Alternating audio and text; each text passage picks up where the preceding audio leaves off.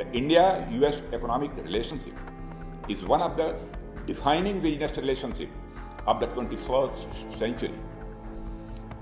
There has been a rebound in bilateral trade between the two countries over the last year, surpassing $113 billion in goods. In the same period, we have started to realize successes in the journey towards the Prime Minister's vision of Atmanirbharta or self-sufficiency by increasing India's participation in global supply chains and surpassing the $400 billion mark in exports for the first time in India's history. Trade and investment relationship with the US is an important component of this success story.